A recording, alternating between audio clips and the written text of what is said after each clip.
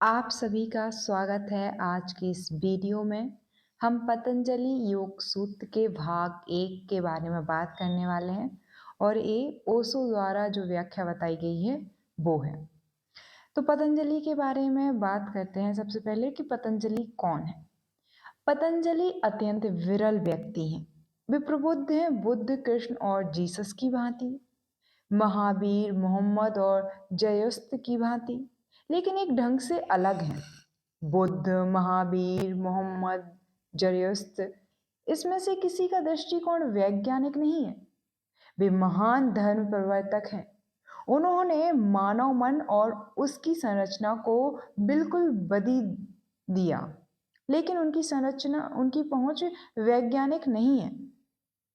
पतंजलि बुद्ध पुरुषों की दुनिया के आइंस्टीन हैं। वे अद्भुत हैं। वे सरल वे सरलता से आइंस्टीन, बोर, मैक्स प्लैंक या हैसनबर्ग की तरह नोबेल पुरस्कार विजेता हो सकते थे। उनकी अभिवृत्ति और दृष्टि वही है जो किसी परिशुद्ध वैज्ञानिक मन की होती है। कृष्ण कवि हैं, पतंजलि कवि नहीं है। पतंजलि नैतिकवादी भी नहीं है जैसे महावीर हैं। पतंजलि बुनियादी तौर पर एक वैज्ञानिक हैं जो नियमों की भाषा में ही सोचते और विचारते हैं। उन्होंने मनुष्य के अंतरस्थ जगत के निरपेक्ष नियमों का निगमन करके सत्य और मानवीय मानस की चरम कार्य प्रणाली के विस्तार का अन्वेषण और प्रतिपादन किया है। यदि तुम पतंजलि का अनुगमन करो तो तुम पाओगे कि वे गणित के फॉर्मूले जैसे ही सटीक बात करते हैं। तुम वैसा करो जैसा वे कहते हैं और परिणाम निकलेगा ही, ठीक 2 या 2-4 की तरह सुनिश्चित। यह घटना उसी तरह निश्चित ढंग से घटेगी जैसे पानी को 100 डिग्री तक गर्म करें तो वाष्प बनकर उड़ जाता है।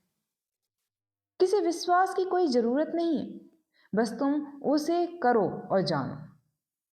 कुछ ऐसा जिसे करके ही जाना जा सकता है। इसलिए मैं कहता हूं कि पतंजलि बेजोड़ है। इस पृथ्वी पर पतंजलि जैसा दूसरा कोई नहीं हुआ। बुद्ध की वाणी में तुम्हें कविता मिल सकती है, वहां कविता होगी ही। अपने को अभिव्यक्त करते हुए बुद्ध बहुत सारे काव्यमय बहुत बहुत बार काव्यमय हुए हैं। परम आनंद का, चरम ज्ञान का जो संसार है वह इतना सुंदर है, इतना भव्य है कि काव्यात्मक हो जाने के मुंह से बचना मुश्किल है। उस अवस्था की सुंदरता ऐसी, उसका मंगल आशीष ऐसा, उसका परम आनंद ऐसा कि उद्गार सहज ही काव्यमय भाषा में फूट पड़ते हैं। लेकिन पतंजलि इस पर रोक लगाते हैं, हालांकि वह बहुत कठिन है। ऐसी अवस्था में आज तक कोई भी स्वयं को नहीं रोक सका। जीसस, कृष्ण, बुद्ध सभी काव्यमय हो गए। जब उसकी अपार भव्यता और उसका परम सौंदर्य तुम्हारे भीतर फूटता है तो तुम नाच उठोगे, गाने लगोगे। उस अवस्था में तुम उस प्रेमी की तरह हो जो सारी सृष्टि के ही प्रेम में पड़ गया है। पर पतंजलि इस पर रोक लगा देते हैं। वे कविता का प्रयोग नहीं करते। वे एक भी काव्यात्मक प्रतीक का उपयोग नहीं करते। कविता से उन्हें कोई सारोकार नहीं है। वे सौंदर्य की भाषा में बात ही नहीं करते। वे गणित की भाषा में बात करते हैं। वे संक्षिप्त होंगे और तुम्हें कुछ सूत्र देंगे। वे सूत्र संकेत मात्र हैं कि क्या करना है। वे आनंद अतिरेक में फूट नहीं पड़ते। वे ऐसा कुछ भी कहने का प्रयास नहीं करते जिसे शब्दों में कहा ना जा सके। वे असंभव के लिए प्रयत्न ही नहीं करते। वे तो बस नींव बना देंगे और यदि तुम उस नींव का आधार लेकर चल पड़े तो उस शिखर पर पहुंच जाओगे जो अभी सबके परे है।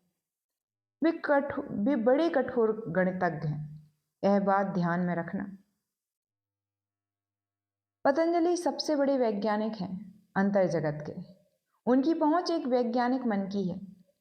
वे कोई कवि नहीं है और इस ढंग से वे बहुत विरल है, क्योंकि जो लोग अंतर जगत में प्रवेश करते हैं वे प्राय कवि ही होते हैं सदा। जो बाह्य जगत में प्रवेश करते हैं अक्सर हमेशा वैज्ञानिक ही होते हैं। पतंजलि एक दुर्लभ पुष्प है। उनके पास वैज्ञानिक मस्तिष्क है, लेकिन उनकी यात्रा भीतरी है। इसलिए वे पहले और अंतिम वचन बन गए। वे ही आरंभ है और वे ही अंत। 5000 सालों में कोई उनसे ज्यादा उन्नत हुआ ही नहीं जा सकता। वे अंतिम वचन ही रहेंगे, क्योंकि वे जोड़ हैं, क्योंकि वे जोड़ ही असंभव है। वैज्ञानिक दृष्टिकोण रखना और आंतरिक जगत में प्रवेश करना करीब करीब असंभव संभावना है। वे एक गणितज्ञ हैं, एक तर्कशास्त्र की भांति बात करते हैं, तर्क शास्त्रज्ञ की भांति बात करते हैं, और वे हैं हेराक्लितुस जैसे रहस्यदर्शी। उनके एक एक शब्द को समझने की कोशिश करो, यह कठिन होगा, क्योंकि उनकी शब्दावली तर्क की विवेचना की है, पर उनका संकेत प्रेम की ओर है, मस्ती की ओर, परमात्मा की ओर है। उनकी शब्दावली उन व्यक्ति की है जो वैज्ञानिक प्रयोगशाला में काम करते हैं, लेकिन उनकी प्रयोगशाला आंतरिक अस्तित्व की है। अतः उनकी शब्दावली द्वारा भ्रमित न हो और यह अनुभूति बनाए रखो कि वे परम काव्य के गणितज्ञ हैं। वे स्वयं एक विरोधाभास है, लेकिन वे विरोधाभासी भाषा हरगिज प्रयुक्त नहीं करते, कर नहीं सकते। वे बड़ी तर्कसंगत पृष्ठभूमि बनाए रखते हैं। वे विश्लेषण करते हैं, विच्छेदन करते हैं, पर उनका उद्देश्य संश्लेषण है। वे केवल संश्लेषण करने को ही विश्लेषण करते हैं। इसलिए पतंजलि ने पश्चिमी मन को बहुत ज्यादा प्रभावित किया है। पतंजलि सदैव एक प्रभाव बने रहे हैं। जहां कहीं उनका नाम पहुंचा है वे प्रभाव बने रहे, क्योंकि तुम उन्हें आसानी से समझ सकते हो, लेकिन उन्हें समझना ही पर्याप्त नहीं है। वे बुद्धि से बात करते हैं, पर उनका उद्देश्य, उनका लक्ष्य हृदय ही है। वे चाहते हैं कि तुम तर्क के द्वारा तर्क के पार चले जाओ। ओशो प्रवचन 1 योग के प्रवेश द्वार पर, योग सूत्र संस्कृत में है और फिर उसका हिंदी में व्याख्या भी साथ में। अथ योगानुशासनम, अब योग का अनुशासन। योग चित्त वृत्ति निरोध, योग मन की समाप्ति है। तदास्तु स्वसप्न स्थानम, तब साक्षी स्वयं में स्थापित हो जाता है। वृत्ति शास्त्र मित्रम, मेरी संस्कृत इतनी अच्छी नहीं है तो मैं हिंदी में पढ़ देती हूँ। अन्य अवस्थाओं में मन की वृत्तियों के साथ तादात्म्य हो जाता है।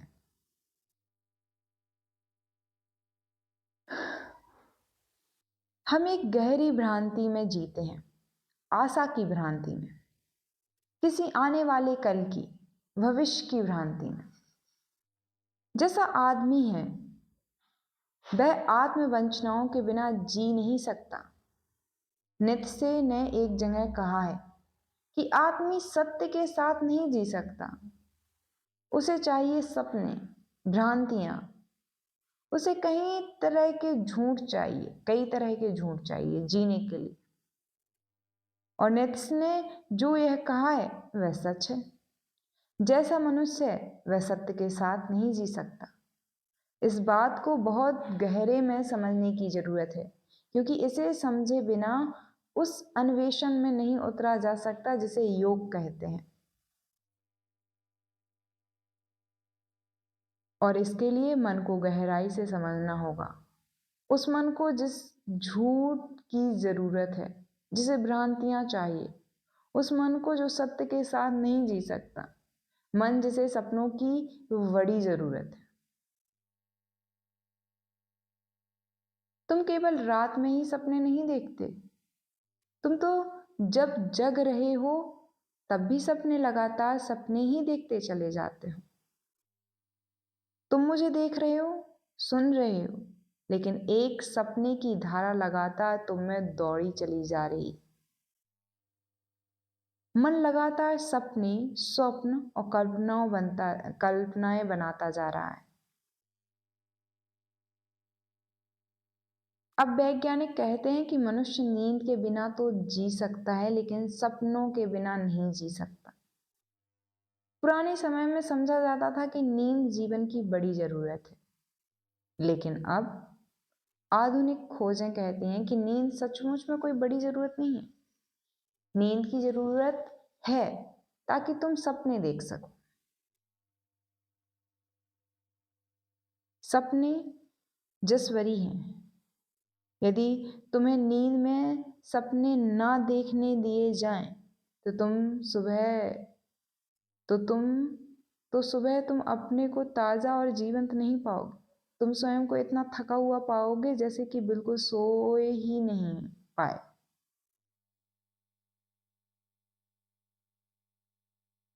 रात कुछ समय होता है गहरी नींद का, और कुछ समय होता है सपनों का।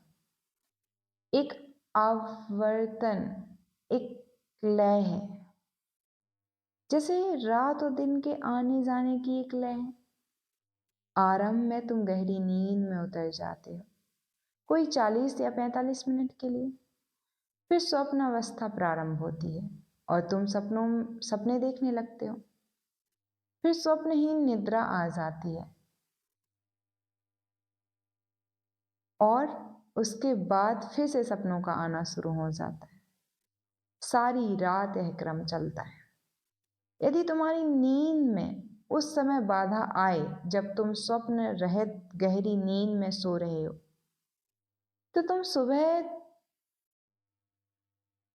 तो सुबह तुम ऐसा अनुभव करोगे कि कहीं कुछ खोया है।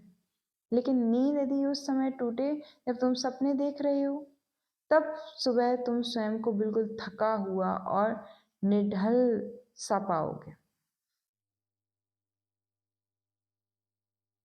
अब इन बातों को बाहर से भी जाना जा सकता है। यदि कोई सो रहा है तो तुम जान सकते हो कि वह सपने देख रहा है या नहीं। अगर वह सपने देख रहा है तो उसकी आंखें लगातार गतिमान हो रही होंगी, मानो वह बंद आंखों से कुछ देख रहा है। जब वह स्वप्न रहित गहरी नींद में है तो उसकी आंखें गतिमान नहीं होंगी, ठहरी हुई होंगी। जब आंखें गतिमान हों और तुम्हें बाधा पहुंचाई जाए, तो तुम थके मांदे अनुभव करोगे। और यदि आंखें थिर हों और नींद तोड़ी जाए, तो सुबह उठने पर कोई थकावट महसूस नहीं होती, कुछ खोता नहीं। अनेकों शोधकर्ताओं ने प्रमाणित कर दिया है कि मनुष्य का मन सपनों पर ही पलता है। यद्यपि सपना पूर्णतः एक स्वचालित बचना है। फिर यह सपनों की बात केवल रात के विषय में ही नहीं सच है, केवल रात के बारे में सच नहीं है। जब तुम जागे हुए होते हो तब भी मन में कुछ ऐसी ही प्रक्रियाएं चलती रहती हैं। दिन में भी तुम अनुभव कर सकते हो कि किसी समय मन में स्वप्न तैर रहे होते हैं और किसी समय स्वप्न ही होते हैं। दिन में जब सपने चल रहे हों और अगर तुम कुछ कर रहे हो तो तुम अनुपस्थित से होगे, क्योंकि कहीं भीतर तुम व्यस्त हो। उदाहरण के लिए, तुम यहां हो यदि तुम्हारा मन स्वप्निल दशा में से गुजर रहा है, तो तुम मुझे सुनोगे बिना कुछ सुने, क्योंकि मन भीतर व्यस्त है। और अगर तुम ऐसे स्वप्निल दशा में नहीं हो तो ही केवल तुम मुझे सुन सकते हो।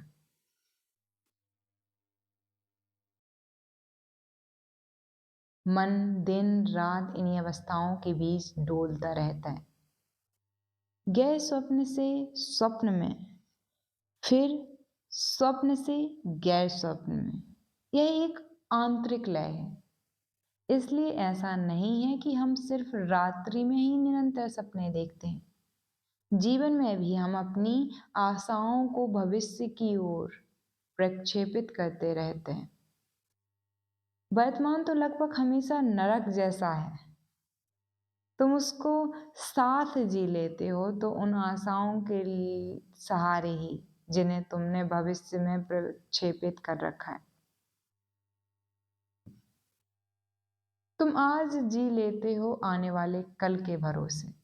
तुम आशा किए चले जा रहे हो कि कल कुछ ना कुछ घटित होगा, कि कल किसी ना किसी स्वर्ग के द्वार खुलेंगे।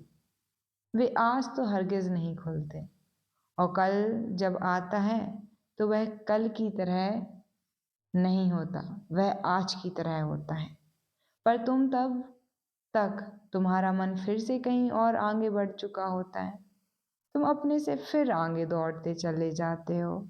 यही है सपनों का अर्थ। तुम यथार्थ से तो एकात्म नहीं हो। वह जो कि पास है, वह जो कि यहाँ है, अभी उपस्थित है, तुम कहीं और हो, आगे गतिमान, आगे कूदते फंदते। उस कल को, उस भविष्य को तुमने कई कई नाम दे रखे हैं। कुछ लोग उसे स्वर्ग कहते हैं, कुछ मोक्ष कहते हैं, लेकिन यह सदा भविष्य में है। कोई धन के बारे में सोच रहा है, पर वह धन भविष्य में भी मिलने वाला है। कोई स्वर्ग की आकांक्षा में खोया हुआ है, पर वह स्वर्ग मृत्यु के उपरांत ही आने वाला है। स्वर्ग है दूर, सुदूर किसी भविष्य में। जो नहीं है उसी के लिए तुम अपना वर्तमान खोते हो। यही है सपने में जीने का अर्थ। तुम अभी और यही नहीं हो सकते। इस क्षण में होना दुसाध्य प्रतीत होता है।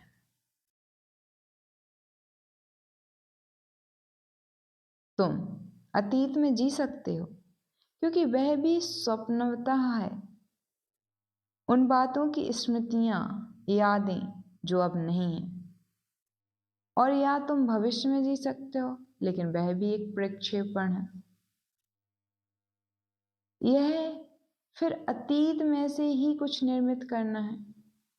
भविष्य कुछ और नहीं वरन अतीत की ही प्रतिछवि है। ज्यादा रंगीन, ज्यादा सुंदर, ज्यादा खुशनुमा, लेकिन वह है तो अतीत का ही एक परिष्कृत स्वप्न। तुम अतीत के सिवा और किसी चीज के बारे में सोच ही नहीं सकते, और भविष्य भी अतीत की प्रतिछाया है। ना तो अतीत अस्तित्वगत है और न भविष्य है, तो वर्तमान ही, लेकिन तुम कभी उसमें नहीं होते। यही है स्वप्न में जीने का अर्थ। तो नित्य से सही है।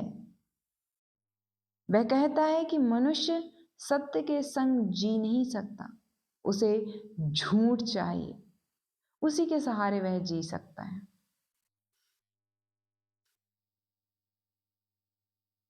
नित्य से कहता है कि हम सब कहे जाते हैं कि हमें सत्य चाहिए, लेकिन कोई सत्य को नहीं चाहता।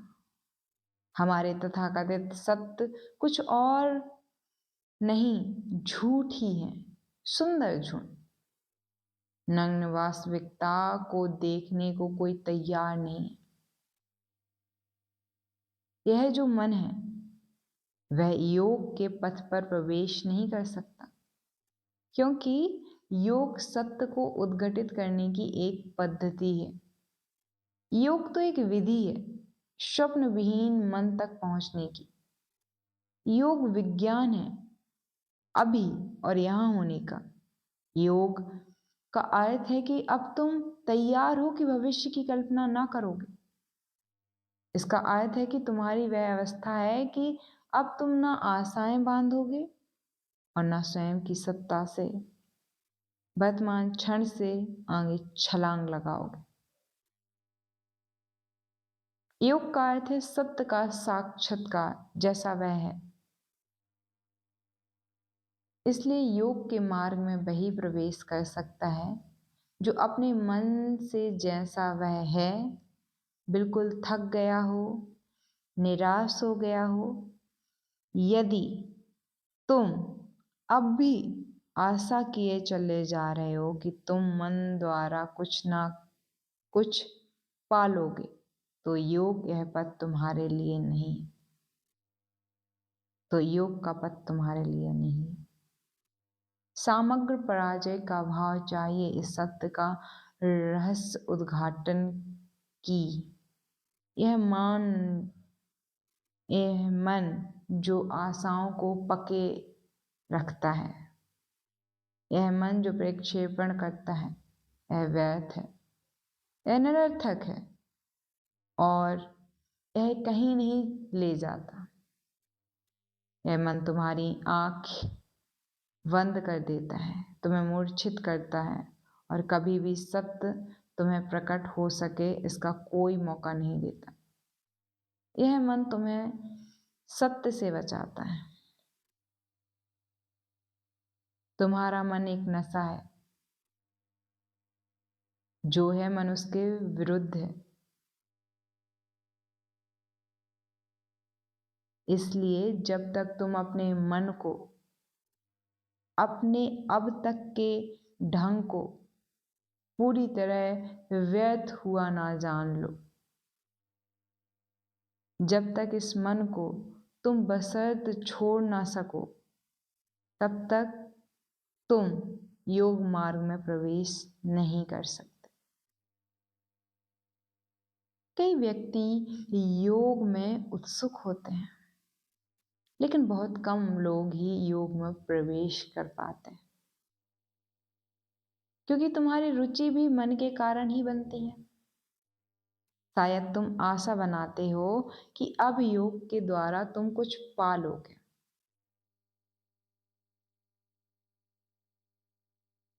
कुछ पाने का प्रयोजन तो बना ही रहता है। तुम सोचते हो कि शायद योग तुम्हें एक संपूर्ण योगी बना देगा।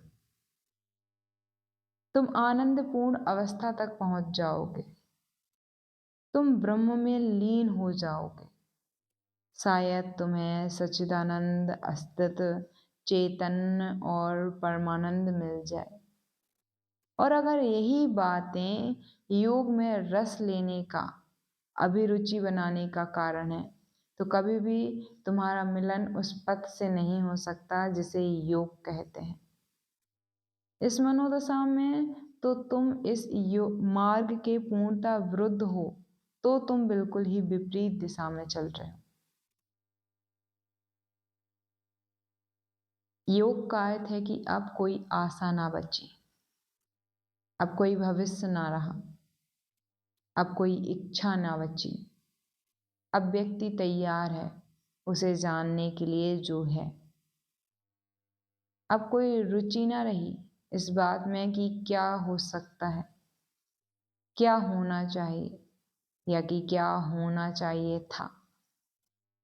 जरा भी रस ना रहा। अब केवल उसी में रस है जो है, क्योंकि केवल सत्य ही तुम्हें मुक्त कर सकता है। केवल वास्तविकता ही मुक्ति बन सकती है। परिपूर्ण निराशा की जरूरत है। ऐसी निराशा को ही बुद्ध ने दुख कहा है। और अगर सचमुच ही तुम्हें दुख है तो आशा मत बनाओ, क्योंकि तुम्हारी आशा दुख को और आगे बढ़ा देगी।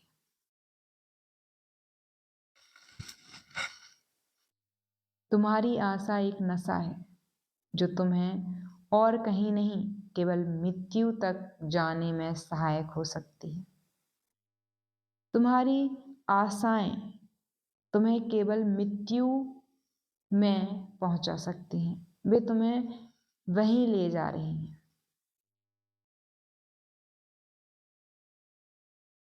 पूर्ण स्वप्न से आशा रहित हो जाओ। अगर कोई भविष्य नहीं बचता तो आशा भी नहीं बचती।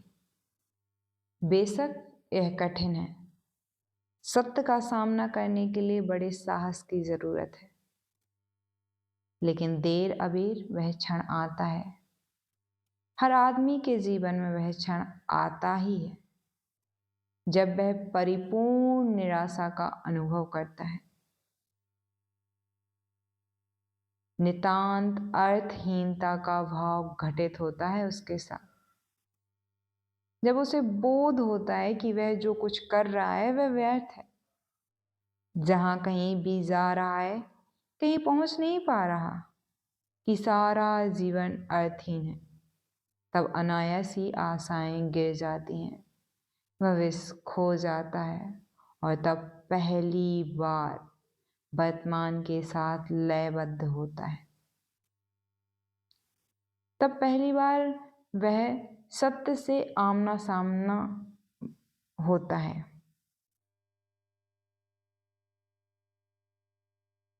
जब तक तुम्हारे लिए क्षण ना आए तब तक कितने ही योगासन किए चले जाओ, लेकिन वह योग नहीं है।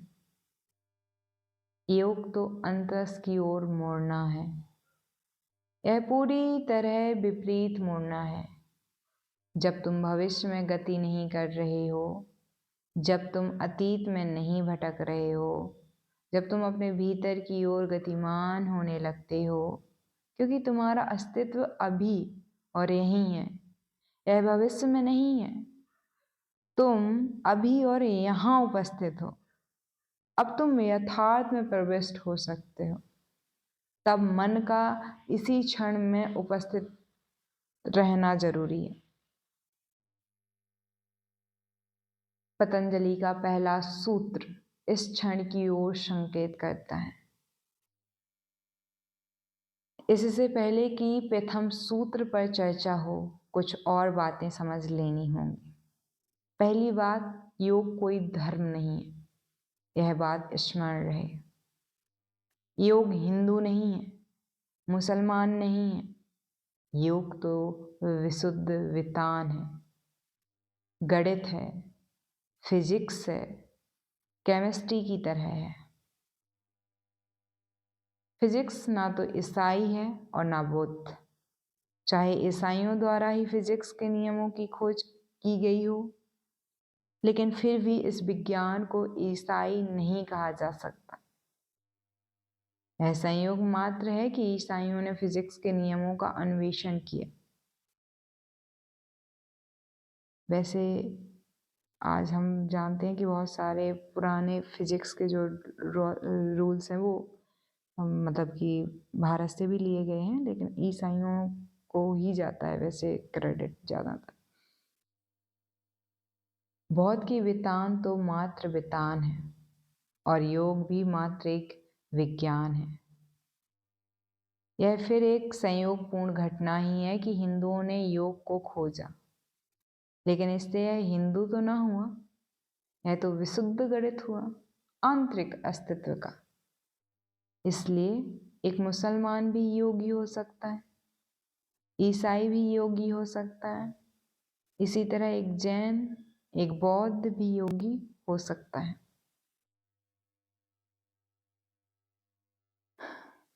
योग तो शुद्ध विज्ञान है, और जहाँ तक योग विज्ञान की बात है, पतंजलि इस क्षेत्र के सबसे बड़े नाम है। यह पुरुष विरल है, किसी अन्य की पतंजलि के साथ तुलना नहीं की जा सकती। मनुष्यता के इतिहास में धर्म को पहली बार वितान की अवस्था तक लाया गया। पतंजलि ने धर्म को मात्र नियमों का विज्ञान बना दिया, जहां विश्वास की जरूरत नहीं। सब तथाकथित धर्मों को विश्वास की जरूरत रहती है। धर्मों में कोई विशेष अंतर नहीं है, अंतर है तो उनकी अलग अलग धारणाओं में ही। एक मुसलमान के अपने विश्वास हैं, इसी तरह हिंदू और ईसाइयों के अपने अपने विश्वास हैं। अंतर तो विश्वासों में ही है। जहाँ तक विश्वासों की बात है, योग इस विषय में कुछ नहीं कहता। योग तो तुम्हें किसी बात पर विश्वास करने को नहीं कहता। योग कहता है अनुभव करो। जिसे विज्ञान कहता है प्रयोग करो, योग कहता है अनुभव करो। प्रयोग और अनुभव एक ही बात है, उनकी दिशाएं अलग अलग हैं। प्रयोग का अर्थ है कि तुम कुछ बाहर की ओर कर रहे हो, अनुभव का अर्थ है कि तुम कुछ अपने भीतर कर रहे हो। अनुभव है एक आंतरिक प्रयोग।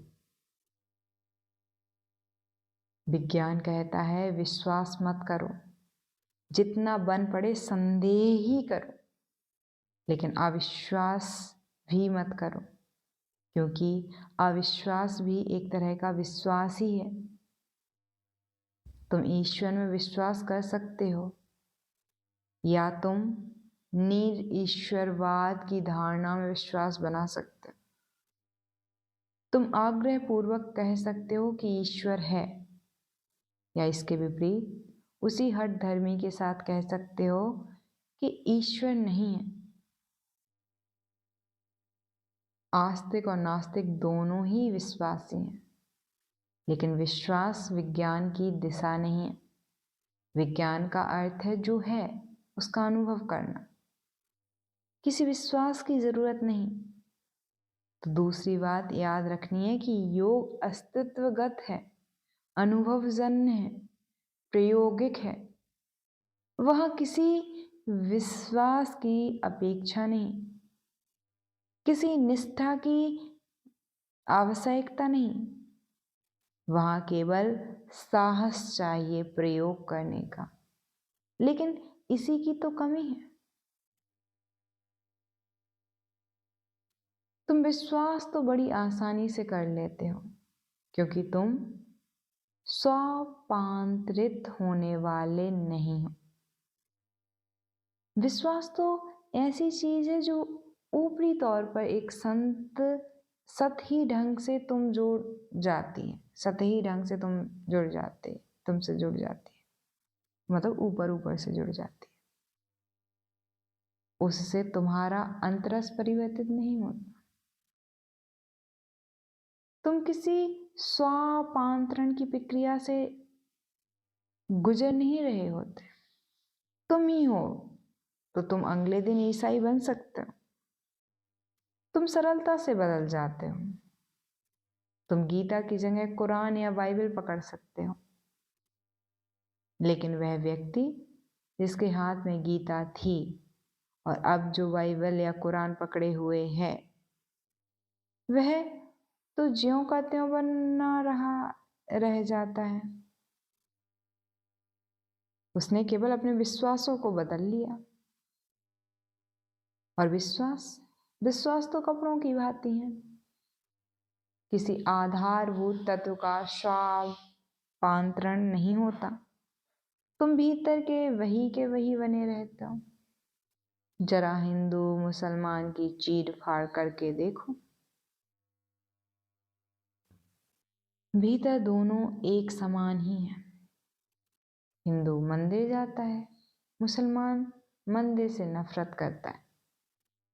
मुसलमान मंदिर जाता है और हिंदू मस्जिद से नफरत करता है, लेकिन भीतर दोनों एक जैसे ही आदमी हैं। विश्वास आसान है, क्यों? क्योंकि उसमें तुम्हें वास्तव में कुछ करना नहीं पड़ता।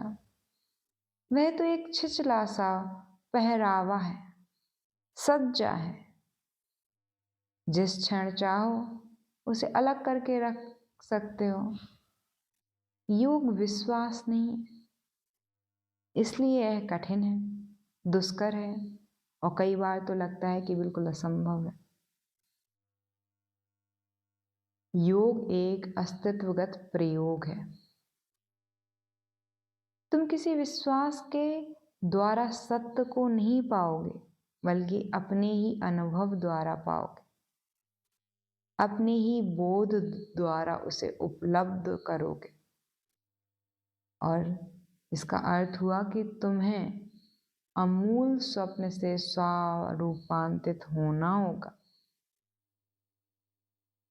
तुम्हारा दृष्टिकोण, तुम्हारे जीने का ढंग, तुम्हारा मन, तुम्हारे चित्त का पूरा ढांचा, यह सब जैसा है उसे चकनाचूर कर देना होगा।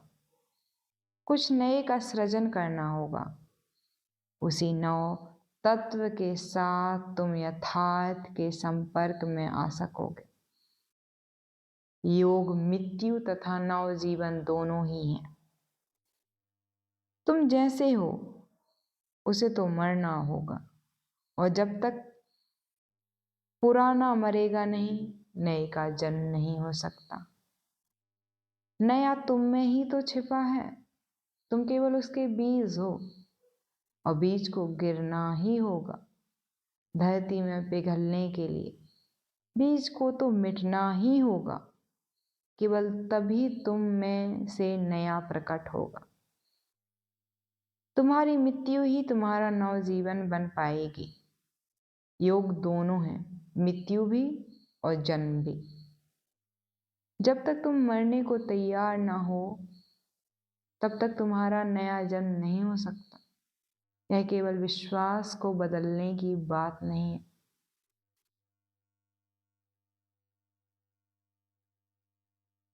योग दर्शन शास्त्र नहीं है। मैंने कहा योग धर्म नहीं है।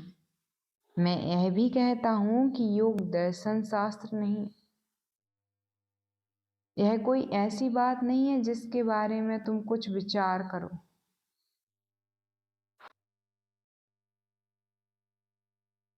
यह कोई ऐसी बात नहीं है जिसके बारे में तुम कुछ विचार करो। यह कुछ ऐसा है जैसा कि तुम्हें होना होगा। केवल सोचने विचारने से कुछ नहीं होगा। विचार तो तुम्हारे मस्तिष्क में चलता रहता है। यह तुम्हारे मस्तिष्क की जड़ों में कहीं गहरे नहीं होता। विचार तुम्हारी समग्रता नहीं है। यह तो मात्र एक हिस्सा है, एक काम चलाऊ हिस्सा है, और इसे प्रशिक्षित किया जा सकता है। तुम तर्कपूर्ण ढंग से विवाद कर सकते हो, युक्तिपूर्ण विचार कर सकते हो, लेकिन तुम्हारा हृदय तो वैसा का वैसा ही बना रहेगा। तुम्हारा हृदय गहनतम केंद्र है, सिर तो उसकी शाखा मात्र है। तुम मस्तिष्क के बिना तो हो सकते हो, लेकिन हृदय के बिना नहीं हो सकते। तुम्हारा मन आधारभूत तत्व नहीं है। योग तुम्हारे समग्र अस्तित्व से, तुम्हारी जड़ों से संबंधित है। वह दार्शनिक नहीं है। इसलिए पतंजलि के साथ हम चिंतन मनन नहीं करेंगे। पतंजलि के साथ तो हम जीवन के और उसके स्वापांतरण के परम नियमों को जानने का प्रयत्न करेंगे। पुरानी की मृत्यु और सर्वथा नए के जन्म के लिए नियमों को, और अंतरस की एक नव लयबद्धता की कमियों को जानने का प्रयत्न हम करेंगे। इसलिए मैं योग को एक विज्ञान कहता हूं। पतंजलि अत्यंत विरल व्यक्ति हैं। वे प्रबुद्ध हैं, बुद्ध, कृष्ण, जीसस की भांति, महावीर, मोहम्मद और जयस्त की भांति, लेकिन एक ढंग से अलग हैं। बुद्ध, कृष्ण, महावीर, मोहम्मद, जयस्त, इनमें से किसी का भी दृष्टिकोण वैज्ञानिक नहीं है। वे महान धर्म प्रवर्तक हैं।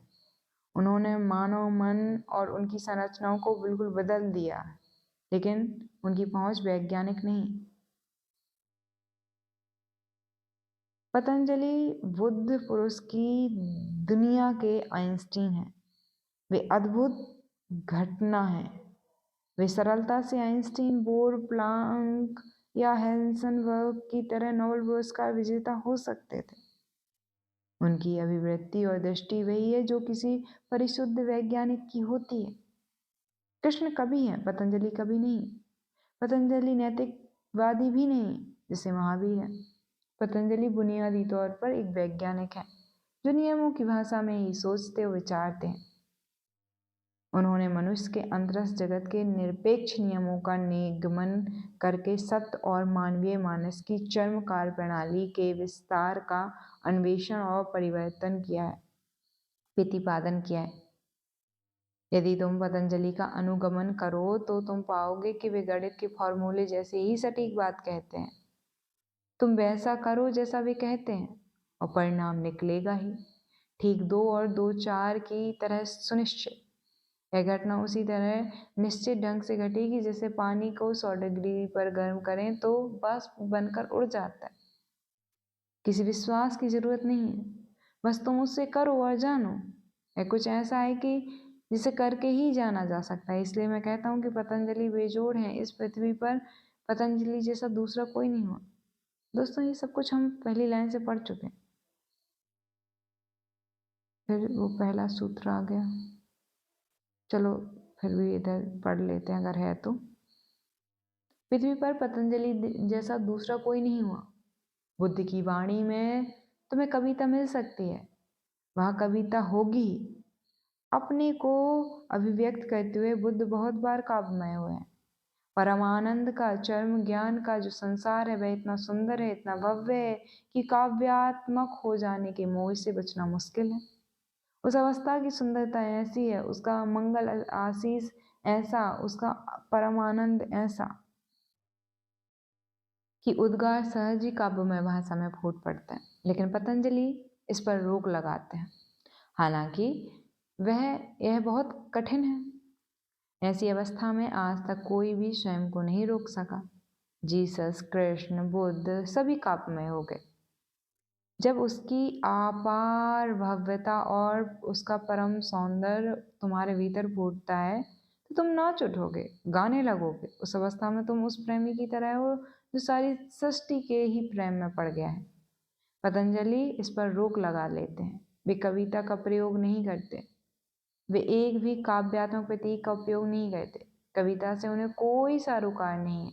वे सौंदर्य की भाषा में बात ही नहीं करते, वे गणित की भाषा में बात करते हैं। वे संक्षिप्त होंगे और तुम्हें कुछ सूत्र देंगे। वे सूत्र संकेत हैं कि क्या करना है। वे आनंद अतिरेक में फूट नहीं पड़ते। वे ऐसा कुछ भी कहने का प्रयास नहीं करते जो शब्दों में कहा ना जा सके।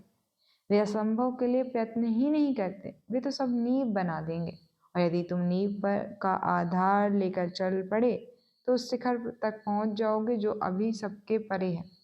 वे बड़े कठोर गणितज्ञ हैं, यह ध्यान में रखना। पहला सूत्र, अवयोग का अनुशासन, अधयोग अनुशासनम। अब योग का अनुशासन, एक एक शब्द को ठीक से समझना है, क्योंकि पतंजलि एक भी अनावश्यक शब्द का प्रयोग नहीं करते हैं। अब योग का अनुशासन, पहले अब को समझने का प्रयत्न करेंगे। यह अब मन की उसी अवस्था की ओर संकेत है जिसकी बात मैं तुमसे कह रहा था।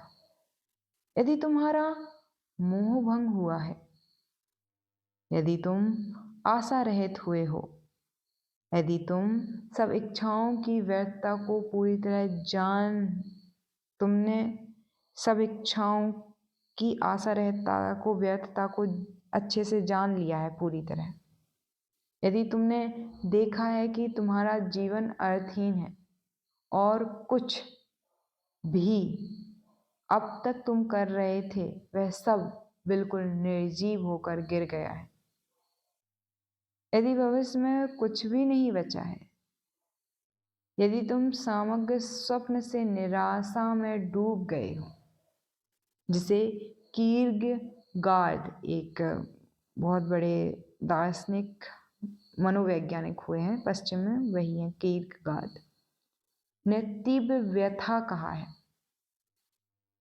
अगर तुम इस तीव्र व्यथा में हो, पीड़ित नहीं जानती कि क्या करना है, कहाँ जाना है, किसकी सहायता खोजनी है, वह पागलपन या आत्महत्या या मृत्यु की कगार पर खड़े हो, यदि तुम पूरी जीवन का ढांचा अचानक व्यर्थ हो गया है, तुम्हारे जीवन का जो ढांचा है वो पूरी तरह अचानक व्यर्थ हो गया है, और यदि ऐसा क्षण आ गया है तो पतंजलि कहते हैं अब योग अनुशासन, केवल अब तुम योग के विज्ञान को, योग के अनुशासन को समझ सकते हो। यदि ऐसा क्षण नहीं आया तो तुम योग का अध्ययन किए चले जा सकते हो, तुम एक बड़े विद्वान बन सकते हो, लेकिन तुम योगी नहीं बनोगे। तुम इस संसार पर शोध प्रबंध लिख सकते हो, भाषण भी दे सकते हो, लेकिन तुम योगी नहीं बनोगे। वह क्षण अभी तुम्हारे लिए नहीं आया। बौद्धिक तौर पर तुम इसमें रुचि ले सकते हो, मन के द्वारा तुम योग से संबंधित हो सकते हो, लेकिन योग कुछ नहीं है अगर यह अनुशासन नहीं है। योग कोई शास्त्र नहीं है, योग अनुशासन है। यह कुछ ऐसा है जिसे तुम्हें करना है। यह कोई जिज्ञासा नहीं है, यह कोई दार्शनिक चिंतन भी नहीं है, यह इन सब से कहीं गहरा है। यह तो सवाल है जीवन और मरण का। यदि वह क्षण आ गया है जबकि तुम महसूस करते हो कि सारी दिशाएं अस्त व्यस्त हो गई हैं, सारी राहें खो गई हैं, भविष्य अंधियारा है और हर इच्छा कड़ुआ गई है, हर इच्छा द्वारा तुमने केवल निराशा ही पाई है। यदि आशाओं और सपनों की ओर सारी गतियां समाप्त हो चुकी हैं, अब योग का अनुशासन और यही नहीं होगा तो मैं योग के विषय में कितना ही कहता जाऊं, लेकिन तुम नहीं सुन पाओगे। तुम तभी सुन सकते हो यदि वह क्षण तुम में उपस्थित हो चुका है। क्या तुम वास्तव में असंतुष्ट हो? हर कोई कह देगा हाँ, लेकिन वह असंतुष्टि वास्तविक नहीं है। तुम इससे उससे किसी बात से असंतुष्ट हो सकते हो, लेकिन तुम पूरी तरह असंतुष्ट नहीं हो। तुम अब भी आशा किए जा रहे हो। तुम असंतुष्ट हो भी तो अतीत की किन्हीं आशाओं के कारण, लेकिन भविष्य के लिए तो तुम अब तक आशा किए जा रहे हो। तुम्हारी असंतुष्टि संपूर्ण नहीं है। तुम अब भी कहीं कोई संतोष, कहीं कोई संतुष्टि पा लेने को ललक रहे हो। कई बार तुम्हें निराशा अनुभव कर कई बार तुम कई बार तुम निराशा अनुभव करते हो, लेकिन वह निराशा सच्ची नहीं। तुम निराशा अनुभव करते हो क्योंकि कुछ आशाएं पूरी नहीं हुई, कुछ आशाएं विफल हो गईं, किंतु आशा अब भी जारी है। आशा गिरी नहीं, तुम अब भी आशा करोगे। तुम किसी विशेष आशा के प्रति ही असंतुष्ट हो, लेकिन तुम आशा मात्र से असंतुष्ट नहीं।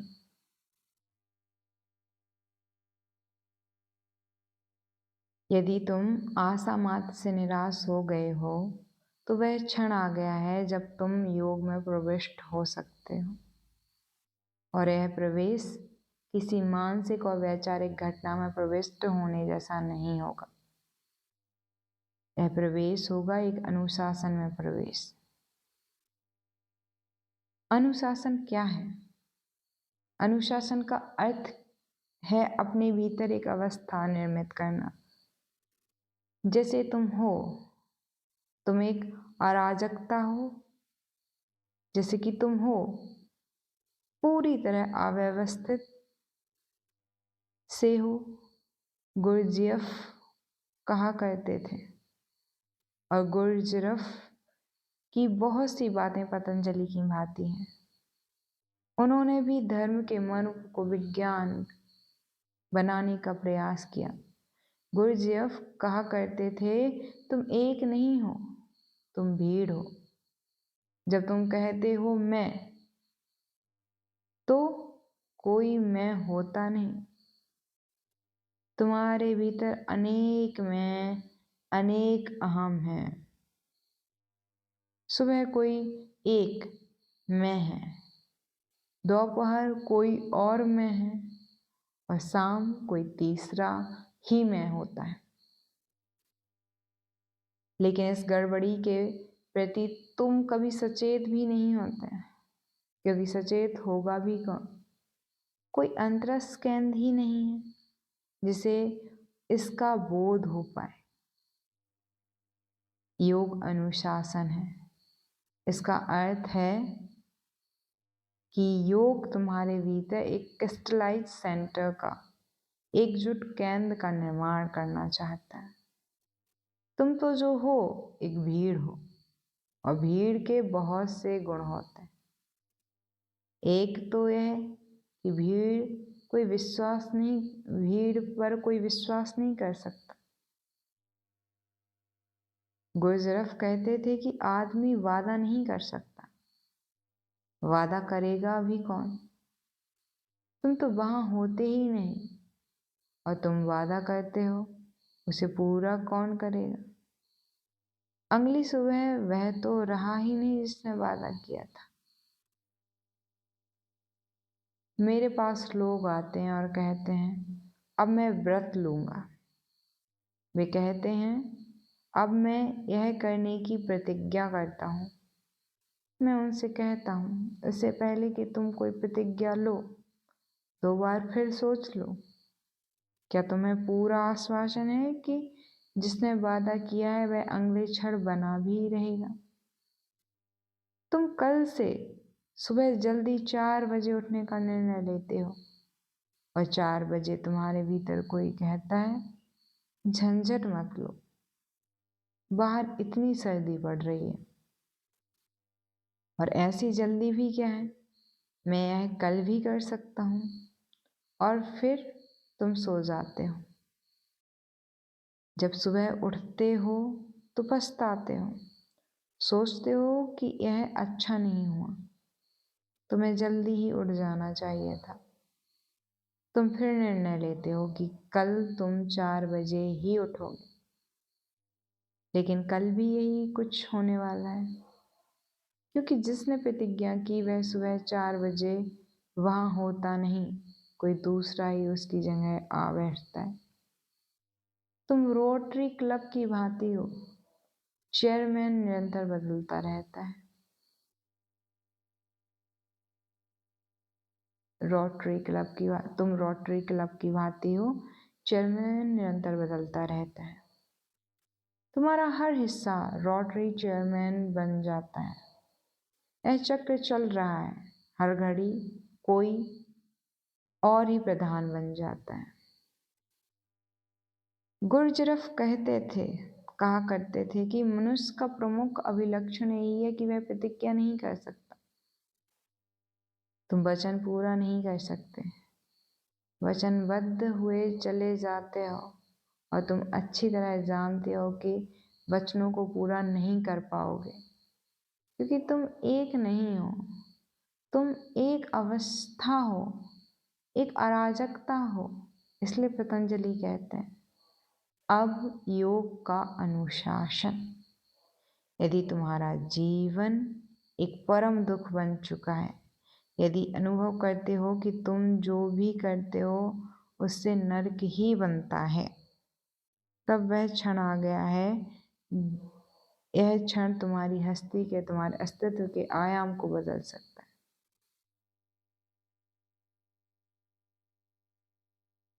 अभी तक तो तुम एक अवस्था, एक भीड़ की तरह जिए। लोगों योग का मतलब है कि अब तुम्हें लयबद्धता बनना होगा, तुम्हें एक बनना होगा, एकजुट होने की आवश्यकता है, केंद्रीकरण की आवश्यकता है। और जब तक तुम केंद्र नहीं पा लेते, जो कुछ भी तुम कहते हो वह व्यर्थ है। जीवन और समय का बेकार विनष्ट होना है। पहली आवश्यकता है केंद्र बिंदु। जिसके पास यह केंद्र है वही व्यक्ति आनंदित हो सकता है। हर व्यक्ति आनंद की मांग करता है, लेकिन तुम मांग नहीं कर सकते, इसे तो तुम्हें अर्जित करना होगा। अंतरस की आनंद की अवस्था के लिए सब लालायित रहते हैं, लेकिन केवल केंद्रस्थ व्यक्ति ही आनंदित हो सकता है। भीड़ तो कैसे आनंदमय हो सकती है? भीड़ का तो कोई व्यक्तित्व नहीं है, वहाँ कोई आत्मा नहीं है, इसलिए आनंदमय होगा तो कौन? आनंद का अर्थ है एक परम मौन, और ऐसा मौन तभी संभव है जब भीतर लयबद्धता हो, जब सारे बेमेल टुकड़ों का मेल हो जाए, वे एक बन जाएं, जब भीड़ ना रहे बल्कि केवल एक ही हो, जब भीतर घर में कोई ना हो और तुम अकेले हो, तब तुम आनंद से भर जाओगे। पर अभी तो हर एक तुम्हारे घर में है, तुम वहाँ ही नहीं हो, केवल मेहमान ही वहाँ है। मेजबान तो सदा ही अनुपस्थित है, और केवल मेजबान आनंदमय हो सकता है। इस केंद्रीकरण की प्रक्रिया को ही पतंजलि ने अनुशासन कहा है। अनुशासन, डिसिप्लिन। यह डिसिप्लिन शब्द बहुत सुंदर है। यह उसी जड़, उसी उद्गम से आया है जहाँ से डिसाइपल शब्द आया है। अनुशासन का तलब है सीखने की क्षमता, जानने की क्षमता। किंतु तब तक तुम नहीं जान सकते, नहीं सीख सकते जब तक तुम स्वकेंद्रित ना हो जाओ। एक बार एक आदमी बुद्ध के पास आया। वह आदमी अवश्य कोई समाज सुधारक रहा होगा, कोई क्रांतिकारी। उसने बुद्ध से कहा, संसार बहुत दुखमय है। आपकी इस बात से मैं सहमत हूँ। बुद्ध ने यह कभी कहा ही नहीं कि संसार दुख में है। बुद्ध ने कहा तुम दुख हो, संसार नहीं। जीवन दुख है, संसार नहीं। मन दुख है, संसार नहीं। लेकिन क्रांतिकारी ने कहा संसार बड़ी तकलीफ में है। मैं आपसे सहमत हूँ। अब मुझे बताइए कि मैं क्या कर सकता हूँ। बड़ी गहरी करुणा है मुझ में, और मैं मानवता की सेवा करना चाहता हूँ। सेवा करना जरूर उसका आदर्श रहा होगा। बुद्ध ने उसकी तरफ देखा और वे मौन ही रहे। बुद्ध के शिष्य आनंद ने कहा, यह आदमी सच्चा जान पड़ता है, इसे राह दिखाइए, आप चुप क्यों हैं? तब बुद्ध ने उस क्रांतिकारी से कहा, तुम संसार की सेवा करना चाहते हो, लेकिन तुम हो कहाँ? मैं तुम्हारे भीतर किसी को नहीं देख रहा। मैं देखता हूँ और वहाँ कोई नहीं है। तुम्हारा कोई केंद्र नहीं है, और जब तक तुम्हारे भीतर एक ठोस केंद्र नहीं बनता, तब तक तुम जो भी करोगे उससे और अनिष्ट होगे।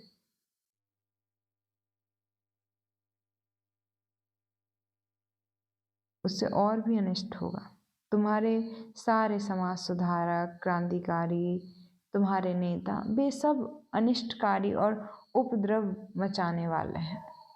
दुनिया बेहतर होती यदि नेता ना होता, लेकिन वे आदत से मजबूर हैं। वे यही महसूस करते हैं कि उन्हें कुछ करना चाहिए, क्योंकि संसार बड़े दुख में है। और स्वयं भीतर केंद्रस्थ हुए नहीं, अतः जो भी वे करते हैं उससे दुख की मात्रा बढ़ती है। केवल करुणा और केवल सेवा सहायक ना हो सकेगी। आत्म केंद्रित व्यक्ति से उठी करुणा की बात ही और है। भीड़ से उठी करुणा हानिकारक है, उपद्रव मचाने वाली है, वह तो जहर है। अगले पार्ट में हम इधर से आगे पढ़ेंगे। अब योग का अनुशासन, इसका मतलब समझेंगे। ठीक है, मिलते हैं नेक्स्ट वीडियो में। कैसी लगी वीडियो इसके बारे में ज़रूर बताएं, अपने फीडबैक मुझे ज़रूर बताएं। मुझे ये बुक पढ़ के बहुत अच्छा लगा। ये पतंजलि का जो सूत्र है पहला, आपको सुनने में कैसा लगा ज़रूर बताएं।